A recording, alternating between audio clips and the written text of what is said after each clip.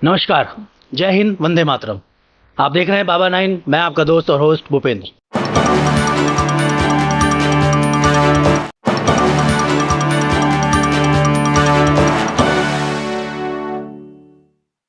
आज हम आपको ले आए हैं एक ऐसी शख्सियत से मुलाकात कराने जिन्होंने न सिर्फ जयपुर, पूरे राजस्थान में एक परिचय दिया है, जो कि राजस्थान को एक बहुत ही ऊंचाइयों तक लेके गई हैं। जिस क्षेत्र में, उस क्षेत्र के बारे में आपको मैं आज उनके माध्यम से बताने वाला हूं।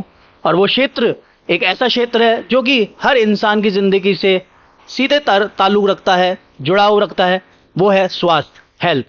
स्वास्थ्य क्षेत्र से बिलोंग करते हैं जिस शख्सियत से मैं आपकी मुलाकात कराने जा रहा हूं, और उनके बारे में थोड़ा सा ज़रूर मैं बताना चाहूँगा, क्योंकि जिस समय उस क्षेत्र के बारे में लोग जानते नहीं थे, जिस समय अभाव हुआ करता था, वो उस क्षेत्र में उस समय उन्होंने शुरुआत रखी। और सबसे पहले उन्होंने जब उस क्षेत्र में कदम रखा था तो बहुत ही दिक्कतों के बाद इस क्षेत्र में आगे बढ़ी और एक कीर्तिमान हासिल किया और राजस्थान का नेतृत्व किया। आयुर्वेद एक ऐसी पद्धति है जो कि हमारे जीवन से बहुत ज़्यादा जुड़ाव रखती है, हमारे संस्कारों से जुड़ाव रखती है। उस क्षेत्र को उन्होंने बहुत आगे तक पहुंचाया, बहुत आगे नाम कमाया। और वो शख्सियत किसी नाम और पहचान की मोहताज नहीं है। उनका परिचय है वैद्य गीता मिश्रा जी, जो कि अपने क्षेत्र में अपने समय की राजस्थान में पहली एमडी रही हैं उस समय की। क्योंकि उस समय महिलाओं को, वैसे भी कहते हैं, आज की तारीख में बात चल रही महिला सशक्तिकरण, पर महिला सशक्तिकरण सिर्फ बातों में रह जाता है, लेकिन ये जीते जागते उदाहरण है वैद्य गीता मिश्रा जी अपने समय की और आज भी महिला सशक्तिकरण की। तो ज़्यादा समय मैं आपका नहीं लूँगा, मुलाकात कराता हूँ आपकी गीता मिश्रा जी से। नमस्कार मैम। नमस्कार जी, नमस्कार मैम। सबसे पहले तो आपका हमारे चैनल पर बहुत बहुत स्वागत है। थोड़ा अपने बारे में आप बताएं। मैं गीता मिश्रा हूँ और मैंने आयुर्वेद में एडमिशन लिया था 69 में। उस समय जो है महिलाएं बहुत कम होती, 60 का बैच होता था, 59 लड़के थे, 8 में थी। हमारा पीरियड बल्कि जब खाली होता था तो हम बाहर खड़े रहते थे। लड़कों में इतनों में हम बैठ नहीं सकते थे। उस समय काफ़ी परेशानियां होती थी। 59 लड़कों में एक लड़की को रहना काफ़ी वो होता है। फिर जो है हमने BAMS कर लिया। BAMS करने के बाद में जो है हमें पोस्टिंग भी हो गया हमारा, लेकिन मेरा MD करने का इरादा था। इसमें मेरे पति ने काफ़ी सहयोग किया, तो मेरा MD में हो गया और इधर मेरा सिलेक्शन भी हो गया। 1 महीने मैंने ड्यूटी ज्वाइन करके, मैंने रिजाइन करके फिर मैंने MD की। MD में जो है प्रथम आए महिला हूँ मैं MD। उस समय खुली थी यहाँ NIA में, तभी मैंने एडमिशन ले लिया था। और परेशानियाँ तो आती है, आप जानो, 59 लड़कों में एक लड़की रहना।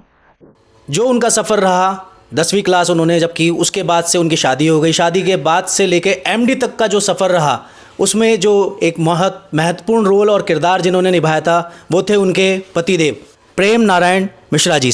नमस्कार सर। नमस्कार भाई, नमस्कार। आपका बहुत बहुत स्वागत है हमारे चैनल पर। थोड़ा सा मैं जानना चाहूँगा कि आपने किस तरीके से मैडम का सहयोग किया, उनको MD तक का सफ़र कराया। 10वीं क्लास के बाद आपकी शादी हो गई थी, तो कैसे क्या रहा सफ़रनामा, आप बताएंगे सर? शादी हुई थी जब ये 10वीं पास थी, तब इसने आते ही मुझसे ये कहा कि मैं पढ़ना चाहती हूँ, लेकिन किन्हीं कारण से ये कहा भाई हम ना विचार करेंगे। घर वालों से भी कहा रे, फिर भी घर वालों ने हमें कहा ठीक है पढ़ा भाई। फिर इनको हाई सेकेंडरी कराया, हाई सेकेंडरी भी टॉप आई। फिर उसके बाद इनका कहा आगे भी पढ़ना चाहती हूँ, तो ये मेडिकल के ज़्यादा इच्छुक थी, तो आयुर्वेद में फिर इनको एडमिशन हो गया। सब कुछ आना जाना लेना देना सब इन्हीं का था, मेरा कोई विशेष सहयोग नहीं था। बस मैं तो इनको देखता था, भाई ठीक है करो, आप करो, आगे बढ़ो, करो आप करो, इतना ही मेरा रोल है। तो मैम, मैं आपके साथ इस चर्चा में एक सबसे महत्वपूर्ण जो चीज़ है, यहाँ तक का जो सफ़र रहा MD बनने का, उसके बारे में थोड़ा जानना चाहूँगा कि बचपन से लेकर यहाँ तक आप किस का जो सफ़रनामा रहा वो किस तरह से रहा। देखिए, मेरा जो है गांव बहुत छोटा गांव है। वहाँ पर केवल प्राथमिक स्कूल हुआ करते थे, 5th तक हम पढ़ चुके। और हमारे ज़माने में लड़कों के साथ में पढ़ने नहीं दिया जाता था, तो अब हम आगे कहाँ पढ़ें।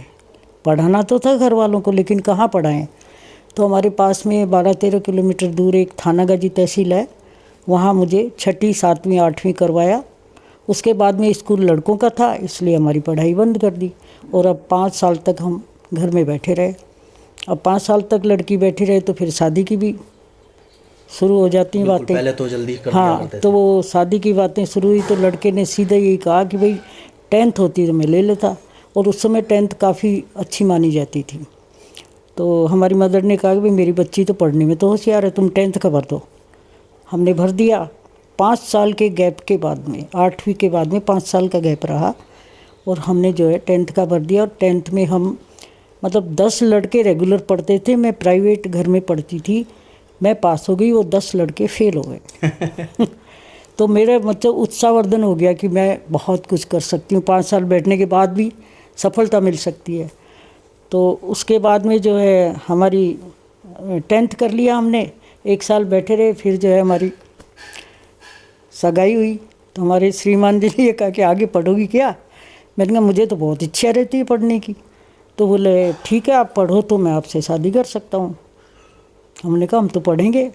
और उनकी प्रेरणा से ही फिर उन्होंने 11th करवाया, फिर मेरा आयुर्वेद में हो गया और MD भी करा दी, मतलब सर्विस को छुड़वा के MD करवा दी। तो पढ़ाई के बारे में मेरे पति का सहयोग बहुत अच्छा रहा। यानी हर आदमी के पीछे एक औरत का बहुत बड़ा सहयोग होता है, लेकिन आपकी लाइफ में एक पुरुष का बहुत बड़ा सहयोग रहा, आपका, आपके जीवन साथी का, जिनकी प्रेरणा से आप आगे बढ़े। कोई दो राय नहीं है, बिल्कुल सही है, ये उल्टा है और बहुत अच्छा सहयोग किया है। उस ज़माने में आदमी कहाँ औरतों की इतना वो करते थे, लेकिन मुझे काफ़ी प्रोत्साहन दिया है, उन्हीं के का बदौलत आज हूँ। लोग इसी रोल को प्ले नहीं कर पाते हैं, अदा नहीं कर पाते हैं और हाथ खींच लेते हैं, लेकिन आपने उस समय उस ज़माने में सपोर्ट किया। तो घर वालों की तरफ से कोई ऐसी दिक्कत परेशानी थोड़ी आई? नहीं, घर वालों की तरफ से कोई दिक्कत नहीं आई, इनकी इच्छा ही थी ना। तो फिर अप्रोच बल के आगे कि मेरे पिताजी ने कहा नहीं नहीं इनको पढ़ाओ। मेरे पिताजी भी खुद संस्कृत के विद्वान पंडित हैं, उन्होंने कहा था कि नहीं पढ़ा भाई पढ़ाओ। और हमने हमारे जो पड़ोसी हैं सब RS IS होते थे, तो उन्होंने कहा नहीं करो यार, पढ़ो पढ़ो। तो ये हाई सेकेंडरी किया, फिर उन्होंने आयुर्वेद में एडमिशन ले लिया। आना जाना इन्हीं का था, साइकिल से आती थी जाती थी, जैसे रूटीन में इतना हमारी देख रेख होती थी, बाकी सारी मेहनत इन्हीं की है। अब मैडम एक चीज़ और आपसे प्रश्न करना चाहूँगा, जानना चाहूँगा आयुर्वेद के बारे में। आयुर्वेद हमारे पुराने समय से हमारे संस्कारों में, हमारी सभ्यताओं में है, लेकिन आयुर्वेद को इतना बढ़ावा नहीं दिया गया। आपने भी जब आयुर्वेद किया, MD किया, तो उसके बाद किस तरीके की आपके सामने तकलीफ़ें या जो रहता था मामला कि लोग आपके पास आते थे इलाज कराने या नहीं आ पाते थे, किस तरह से आप इलाज करते थे? देखिए ऐसा है कि मैं तो जहाँ भी रही हूँ, मैं बगरू में रही हूँ, चाकसू में रही हूँ, बस्सी में रही हूँ, मैं जहाँ भी रही हूँ ईश्वर की दया से खूब पेशेंट आते थे, भगवान की दया से ठीक भी होते थे। और मुझे खुद को अपने आप पर, इस पैथी पर इतना विश्वास था कि हर बीमारी का इलाज इसमें है। मैं हमेशा ये सोचती थी, होता था। मतलब मेरे इंस्पेक्टर एक बार चाकसू में इंस्पेक्शन करने के लिए गए, तो मेरे 12 बज चुके थे, मैं घर चली गई थी।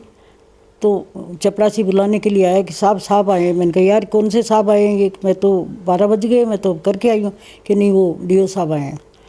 मैं वापस गई तो उन्होंने देखा कि मेरे भीड़ लग गई वापस, पेशेंट की दवाइयाँ लेके आ रही हैं चेक कराने। आपके पहुँचते ही जैसे आप पहुँचे वापस भीड़ लगी? हाँ, पहुँचते ही वापस भीड़ लगी। तो मेरे इंस्पेक्टर ने मुझे ये कहा कि गीता जी मैं आज के बाद जब तक आप यहाँ रहोगी मैं कभी इंस्पेक्शन करने नहीं जाऊँगा।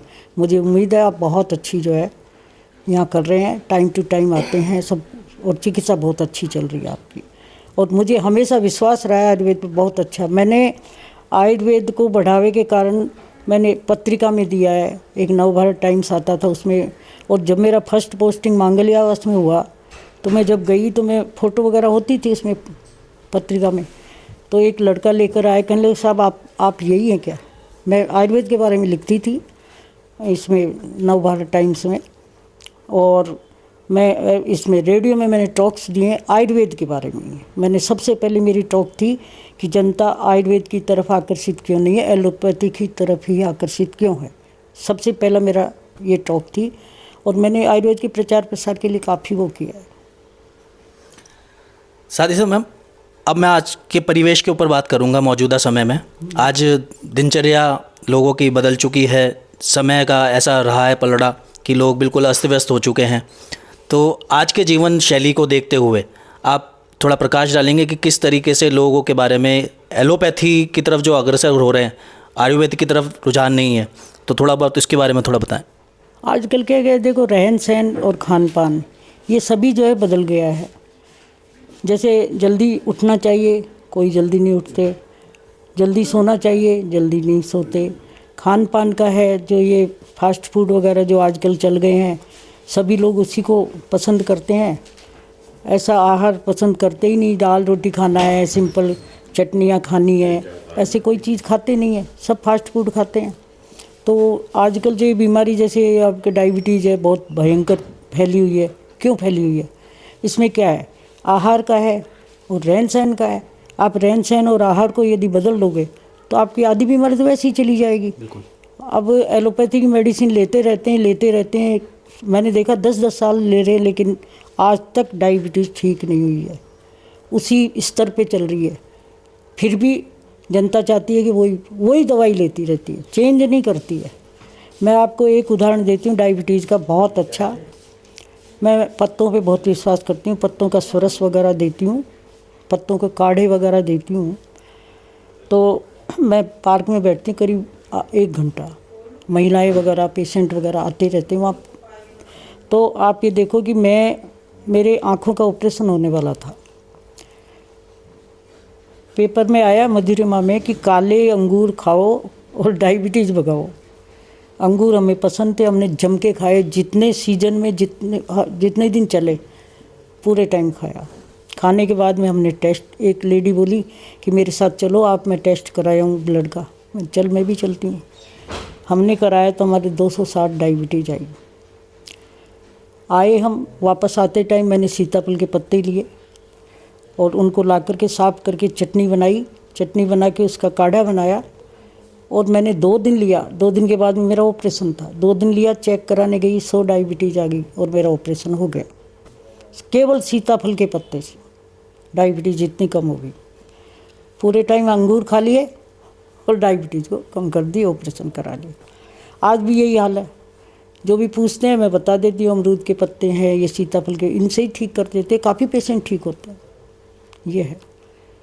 अब मैं निःशुल्क चिकित्सा करती हूँ और जो भी मेरे पार्क में आते हैं पेशेंट आते हैं मेरे पास, वहाँ भी आते हैं, यहाँ भी आ जाते हैं, मैं देख करके उनको चिकित्सा भाई किस टाइप की चाहिए आपको वो कर देती हूँ, पत्तों से ठीक कर देते हैं, कोई दिक्कत नहीं है। क्या कारण है जिसकी वजह से लोग एलोपैथी की तरफ अग्रसर ज़्यादा रहते हैं लेकिन आयुर्वेद पे नहीं ध्यान दे रहे? आधुनिक युग है साहब, गोली लेकर के चलना चाहता है आदमी, फिर चाहे पड़ जाए। ये तो इनकी जनता की है, ये अपनी थोड़ी, तो माहौल की मांग है, ये है। नहीं तो आयुर्वेदिक में भी तो इलाज ऐसे हैं कि जैसे लोग चाहते हैं कि फट एक दवाई ली और सही हो गया, लेकिन आयुर्वेद भी एक ऐसी चीज़ है कि आयुर्वेद में भी एक तो जड़ से तो सही होगा, लेकिन इंस्टेंट तो इलाज आयुर्वेद में भी है। इंस्टेंट है, क्यों नहीं है, लेकिन मैंने बताया ना कि अब जैसे टेस्ट के लिए एलोपैथी डॉक्टर ने लिख दिया और आप 10,000 का टेस्ट करा के आ जाओगे। मैंने आपको 3,000 की दवा ली, वही 7 दिन की है, 3,000 की दवाई नहीं लोगे आप। अरे छोटी छोटी गोलियाँ बाजरे जैसी, क्या लेना है, जबकि इसमें गोल्ड पड़ा हुआ होता है, उसका बहुत अच्छा इफेक्ट होता है। और जो लेते हैं वो तो गुणगान करते हैं, आयुर्वेद का गुणगान करते हैं। मेरी तो विदेशों तक में दवाइयाँ गई हुई हैं, आज भी कनाडा में जाती है। तो ये कोई बात नहीं है, जो लेते हैं वो तो बिल्कुल ठीक होते ही हैं। लेकिन अब यही है कि आज का माहौल ऐसा ही है, आधुनिकीकरण है, टेस्ट में पैसा खर्च कर दे बड़े खुशी खुशी, सब मेरे 60,000 खर्च हो गए, हाँ, लेकिन हमारी 3,000 की दवाई नहीं लेंगे। और जो लेते हैं वो तो गुणगान करते ही हैं। बिल्कुल, ये है। तो आगे मैं थोड़ा सा चाहूँगा कि क्या मैसेज देना चाहेंगे आज की पीढ़ी को, आज के समय में जो लोग हैं उनको, आप हमारे व्यूअर्स के थ्रू? भैया मैं तो यही चाहती हूँ कि जो है समय पर उठें, समय पर जगें, खाना समय पर खाएं। खाने का भी एक नियम है, जैसे सुबह थोड़ी नाश्ता करिए, लेकिन उसको फास्ट फूड में मत लीजिए, ढंग का नाश्ता करिए। आपके घी का वो पराठा बना लो, राबड़ी खा सकते हो। राबड़ी इतनी सिंपल चीज़ है जिसको आप रात को भी दूध से खा सकते हो, सुबह छाछ से, बहुत हल्का रहता है। रात का खाना हल्का खाना चाहिए, क्योंकि इसीलिए राबड़ी हम वो करते हैं कि रात को दूध दलिया खा लिया, राबड़ी खा ली, हल्का खाना खा लो रात को। सुबह भी आपने राबड़ी खा ली, उसको छाछ से खा ली, छाछ पाचक होती है, हल्का खाना आपको मिल गया। घूमना बहुत ज़रूरी है, वर्कलोड करना ज़रूरी है। आज वर्कलोड इंसान करता ही नहीं है, जल्दी उठता ही नहीं है। अब जल्दी नहीं उठना भी बीमारी का घर है। समय पर उठिए, ऑक्सीजन वगैरह आपको टाइम पर मिले, मेहनत करिए। मेहनत जितना करोगे ब्लड सर्कुलेशन उतना ही बढ़ता चला जाएगा। आज बैठे रहते हैं, खाना खूब वो खाते हैं, फास्ट फूड वगैरह, ब्लॉक हो जाती है आर्टरी वगैरह, हार्ट डिजीज हो जाती हैं, ये है। और डायबिटीज़ तो टोटली खान पान और रहन सहन की बीमारी है। तो ये थे विचार आज की जनता को, आज की युवा पीढ़ी को खासकर, जो कि अग्रसर हो रही है जंक फ्रूट की तरफ। और सबको पता है ये चीज़ें हमें बहुत ज़्यादा नुकसान करेगी, लेकिन फिर भी हम उन चीज़ों को खा रहे हैं स्वाद के चक्कर में। लेकिन देसी जो चीज़ें होती हैं, हमारी जो पुरानी संस्कृति है, वो वाकई में हमारे जीवन को स्वस्थ रखती है। और वेद हमें यही चीज़ बताता है। और आपने अभी जाने विचार गीता जी के माध्यम से, जो कि वेद हैं। आगे मेरे साथ बने रहें बाबा 9 पर, और भी आपको मुलाकातें कराते रहेंगे, जानकारियाँ देते रहेंगे। तब तक के लिए मुझे दीजिए इजाज़त। जय हिंद, नमस्कार। पर ध्यान रहे, बाबा सब जानता है।